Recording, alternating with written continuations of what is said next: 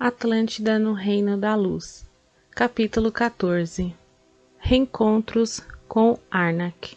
2 dias depois, quando estávamos descansando em um sítio nos arredores da capital, recebi um convite de Arnak, que dizia o seguinte: Irmão Andrei, fico feliz com teu retorno à grande ilha. Aguardo-te em meu escritório para matarmos a saudade e colocarmos os assuntos em dia. Tenho muitas novidades para lhe contar. Abraços de teu grande amigo Arnak.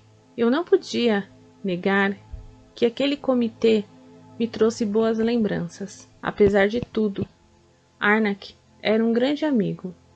Eu gostava da sua companhia e também de suas brincadeiras inconsequentes. Por um lado, minha mente viajou à nossa adolescência, quando apenas tínhamos que estudar no templo e nada mais era motivo de preocupação.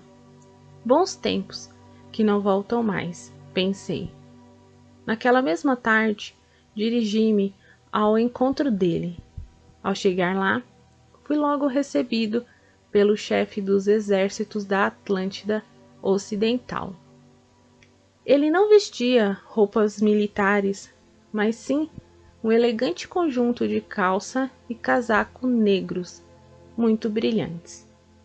Os calçados também eram pretos, e essa roupa escura realçava-lhe a pele branca e os longos cabelos louros.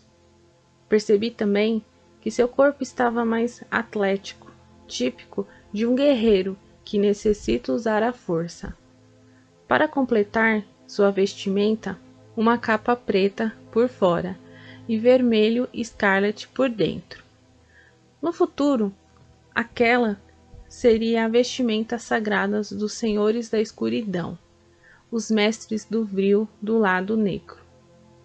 Senti-me como um mendigo em sua presença.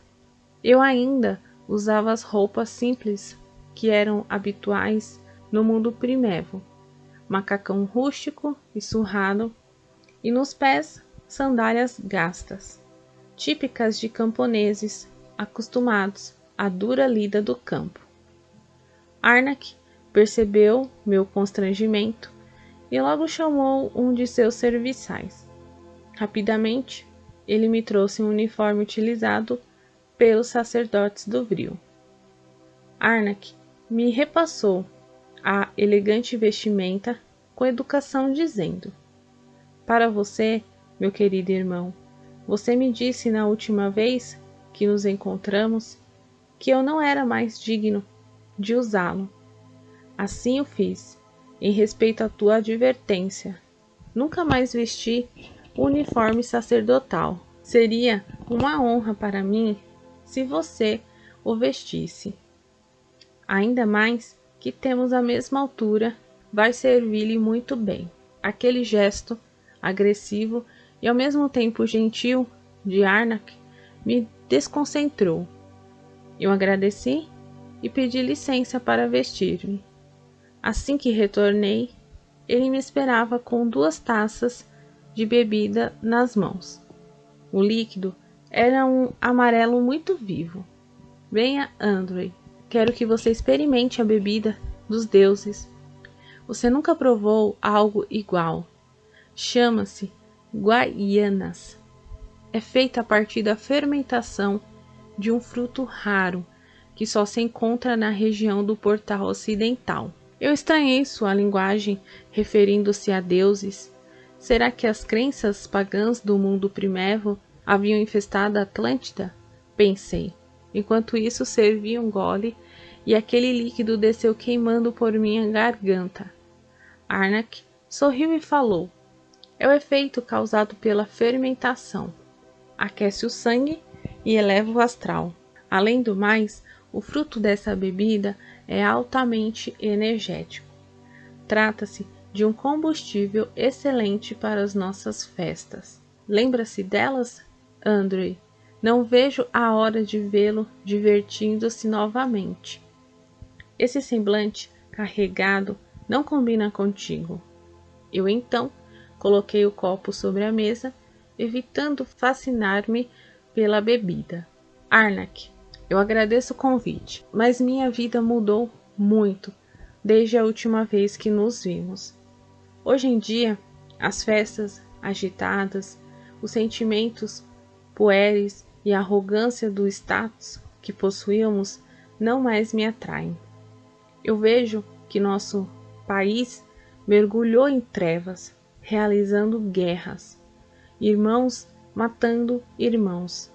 Não podemos ser felizes, beber e festejar com um cenário desses lá fora.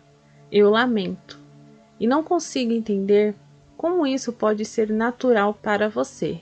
O ardiloso amigo colocou seu copo também sobre a mesa, de uma forma séria, repousando as mãos sobre meus ombros, antes de falar. Eu fico feliz que pense assim, Andrei, e foi Deus quem te chamou para retornar à terra de Poseidon. Imaginei que você estivesse aqui somente para tratar de assuntos pessoais, pensando apenas em si mesmo. Contudo, vejo que a alegria que o grande idealista de outrora, meu irmão do coração, jamais abandonaria seus compatriotas. E dando ênfase teatral à sua fala, concluiu: Sim, Andrei, é possível acabar com essa matança insensata, e você pode ajudar-nos a realizar esse feito, que será lembrado para sempre pelas mãezinhas que terão seus filhos de volta ao lar, ilesos. Eu fiquei confuso e perguntei a ele: aonde você quer chegar? Ele ajeitou sua elegante capa e passou a falar de forma objetiva. Você já deve saber que o poder do Vril está minguando por todo o continente. A cada dia, um novo sacerdote perde o domínio do quinto elemento. Assim, do nada. Na verdade, eles sempre tiveram poder limitado sobre a grande energia. E à medida que a terra de Poseidon está baixando sua frequência, torna-se mais difícil manipular o Vril. Logo, os sacerdotes que só conseguiam realizar isso em uma frequência alta tornam-se inaptos no novo cenário. Isso, obviamente, não acontecerá contigo, pois, como todos sabemos, você materializou o Vril no mundo primevo. Ninguém poderá realizar mais que isso. Você jamais perderá esse poder. Aquela conversa começou então a me preocupar. Mas o que tem a ver isso com a guerra? Tudo, meu amigo, respondeu Arnak. A cada dia, a luta está se tornando inevitavelmente homem a homem, causando mais mortes e mais sofrimento. A batalha do Vril está travada. Há um equilíbrio de forças entre nós e o time de Atlas. Ele possui menos sacerdotes habilitados, mas sua força com o quinto elemento é enorme e não temos ideia de qual é seu limite. Eu meditei por alguns instantes e disse-lhe: não sei como poderei ajudar. Envolver-me com a guerra somente esquentará mais os ânimos, provocando mais baixa para ambos os lados. Arnak sorriu feliz com minha disposição para o diálogo e convidou-me: venha, veja com seus próprios olhos. Subimos ao terraço de seu escritório e lá entramos em um veículo com perfeito design aerodinâmico. Logo percebi que era uma nave muito veloz, supersônica. Arnak, sempre divertido, brincou comigo, dizendo: você quer dirigir essa belezinha? Aceitei. Sempre adorei pilotar. Abracei Arnak, contagiado por sua alegria. Eu precisava me divertir. Ultimamente andava muito calado e sorria pouco. A companhia do velho amigo pareceu me levar a um estado de espírito que eu não sentia desde a adolescência. No mesmo instante, fiquei magnetizado por aquele painel ultramoderno, por onde fluía a poderosa energia Vril. Eu acariciei o centro de comandos da nave para sentir a fascinante energia que ali percorria. A nave reagiu de forma positiva, talvez identificando que ali estava um dos meus mais poderosos sacerdotes do Vril de toda a Atlântida. Arnak percebeu, sorriu e não perdeu tempo para dizer: "Vocês se dão muito bem. O reino do Vril estava com saudade de você. Teu exílio do mundo dos macacos foi penoso para todos nós."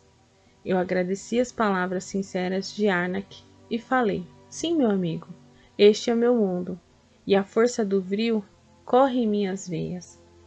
Ele vibra em minha corrente sanguínea.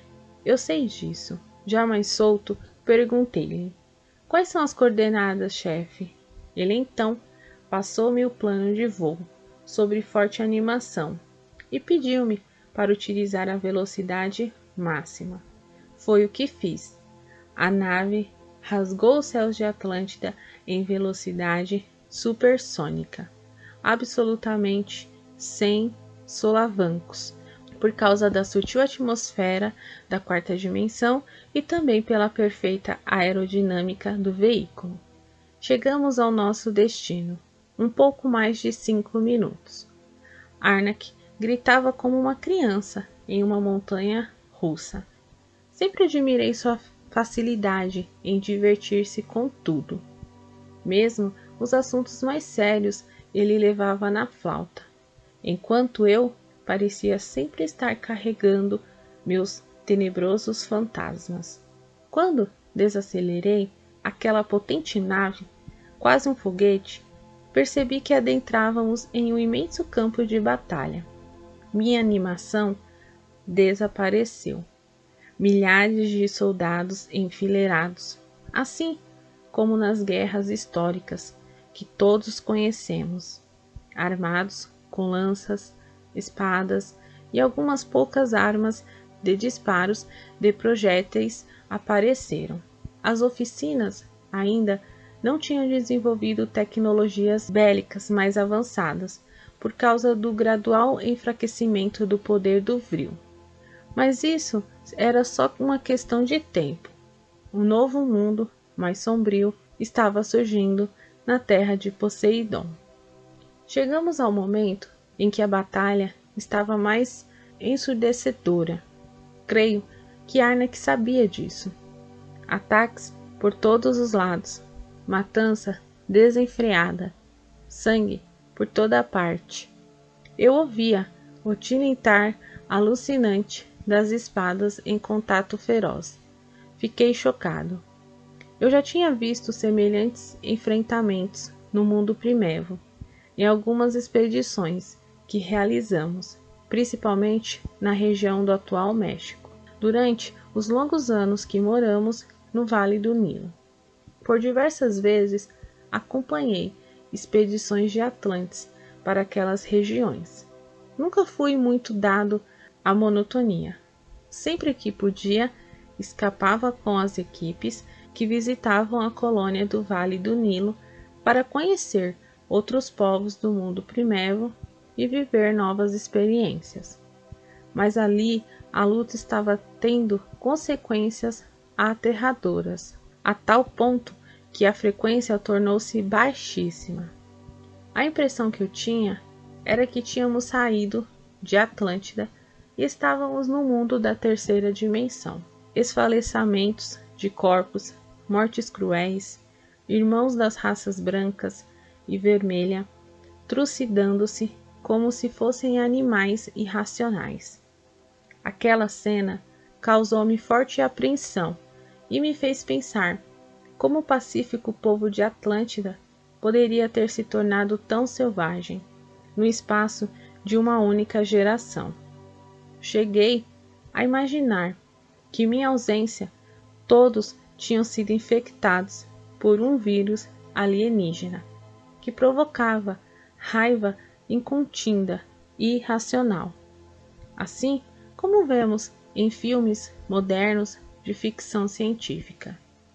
Naquele momento, Eu nem imaginava que nos séculos futuros, muitas vezes eu estaria no alto das colinas, acompanhando o movimento das tropas em batalhas. Primeiro, durante a unificação do Alto e Baixo Egito pelo faraó Menes, reencarnação futura de Atlas, depois ao lado do general Horemheb, que era a encarnação de Nereu, na época do Egito de Akenaton, e posteriormente ao lado de Moisés e Josué, Atlas e Nereu, durante a implantação do monoteísmo na Terra. A vida realmente é uma caixinha de surpresas. Fiquei ao lado de Arnak em silêncio por alguns minutos, observando a movimentação das tropas, os ataques sorrateiros e muitas vezes desleais, algo jamais passível de ser imaginado, envolvendo Atlantes da Era de Ouro. Como o mestre Nasser disse-me certo dia, eles têm um poder sobre o Vril, mas não sabem lutar. Bem diferente daqueles estranhos seres advindos de outro planeta, do sistema de Capela, que passaram a habitar aqueles corpos, dor e destruição. Irônico nós, os espíritos advindos de Capela, éramos o vírus alienígena que invadiria a pacífica terra de Atlântida e infestará aquela linhagem branda e pacífica, com ódio e destruição. Perdido em minhas reflexões íntimas, nem percebi quando Gadeir aproximou-se de nós. Fico feliz em vê-lo. Nós precisamos acabar com essa insanidade. Eu me virei para o dissimulado líder da raça branca e afirmei-lhe: é muito simples. Mande nossos exércitos recuarem. Estamos em terras orientais. É o domínio de Atlas. Ele sorriu de forma astuta e disse: fico feliz que você já se considere um dos nossos, mas essa não é a solução. Recuar seria entregar a vitória para Atlas, e isso nós não permitiremos pelo bem de nossa pátria. Eu fiquei confuso e falei: não estou de lado algum, somente não posso ficar calado enquanto meus irmãos de raça se digladiam contra os vermelhos. Gadeir fez sinal para Arnak e este se afastou. Ele então colocou a mão sobre meu ombro, chegou ao meu ouvido e disse-me de forma conciliadora: Andrei, todos nós já estamos cansados dessa matança sem fim. Você pensa que eu não me entristeço ao ver esses jovens morrendo dia após dia e ter de levar a triste notícia a seus familiares? Arnak já te explicou agora há pouco. Nada podemos fazer enquanto existir o equilíbrio de forças com Atlas. Nossa ação com o Vril é nula. Basta você erguer as mãos e manipular o quinto elemento, e tudo poderá mudar. Você é o peso que falta nessa balança para modificar o rumo da batalha. Eis seu destino, e esse é o motivo pelo qual você voltou à terra de Poseidon. Você salvará Atlântida de décadas de luta. Una-se a nós e cumpra seu destino. Talvez você esteja querendo se enganar. Não faça isso. A fala macia e conciliadora de Gadeir, carregada de comandos hipnóticos, mas aquela triste cena dos corpos caindo, golpe após golpe de espada, foram derrubando as barreiras que me isolavam da realidade da guerra. Sim, eu precisava fazer algo. Como voltar para casa e dormir o sono dos justos se eu não fizesse minha parte para impedir aquela chacina? Gadeir percebeu minha dúvida e prosseguiu: Atlas já enxergou que o caminho da vitória dar-se pela guerra patricida.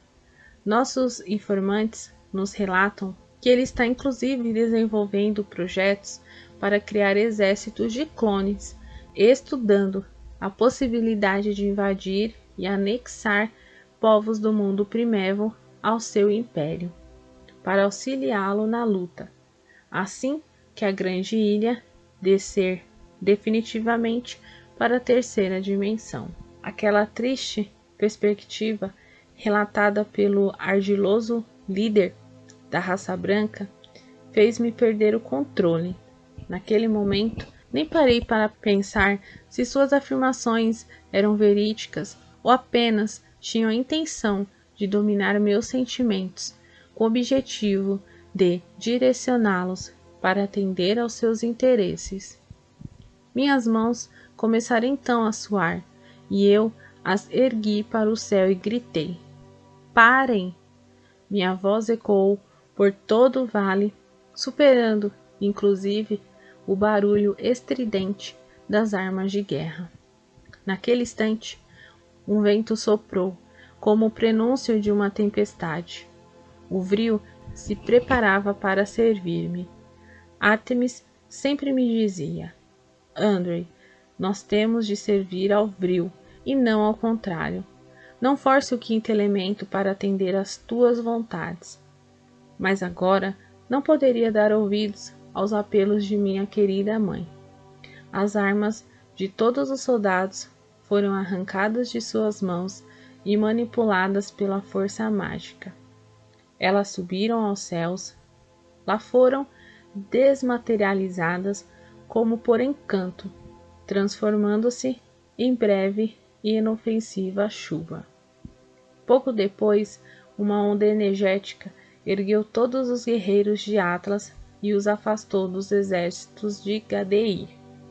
Eles foram conduzidos a mais de 10 quilômetros de distância, e lá foram largados. Assustados, retornaram para sua base militar, encarando-se ali aquele confronto. Imperou então silêncio absoluto naquela planície. Era possível apenas ouvir o sutil e inconfundível som do vril, assim como estávamos acostumados dentro da grande pirâmide, uma incontestável demonstração da força invencível do quinto elemento. Claro que Atlas e os sacerdotes do vril da raça vermelha só foram pegos de surpresa. Assim que possível, eles providenciariam novas cadeias energéticas do vril para restabelecer o equilíbrio perdido com minha intervenção. Mas aquela ação já era algo que, para eles, se preocuparem, ainda mais que não sabiam até onde poderia ir minha colaboração. Nossos guerreiros ficaram boquiabertos e olharam para a colina onde estávamos, procurando uma resposta para aquele auxílio inesperado. Ao me verem, passaram a gritar meu nome, atiçando ainda mais meu volúvel ego. Gadeir e Arnak apenas sorriram de satisfação. Poucos minutos depois, surgiu Ril, que avaliava a batalha da outra colina. Com um olhar empolgado, ele me abraçou e falou, quase às lágrimas: "Meu irmão, que alegria revê-lo. Saudade, Andrei." E, olhando para Arnak, completou com forte empolgação: "Agora ninguém mais nos segura. Essa guerra é nossa." Eu me virei para Arnak e olhei profundamente em seus olhos. Depois, girei sobre os calcanhares e embarquei em sua veloz nave, retornando sozinho para a capital de Poseidones. Arnak tentou me dissuadir, dizendo: "Meu irmão, ninguém te enganou ou quis se aproveitar. Essa atitude estava dentro de você e era a decisão mais acertada." Ele tentou me seguir, mas Gadeir segurou seu braço, gesticulando para que não interviesse. Eu precisava pensar sobre o acontecido. Minha mente trabalhava alucinadamente, em busca de respostas. 1000 dúvidas povoavam meus pensamentos. Meus dilemas eram tão grandes que, enquanto a aeronave executava seu traçado de voo, eu apoiei a cabeça nos instrumentos de navegação e disse para mim mesmo: o que fazer, meu Deus?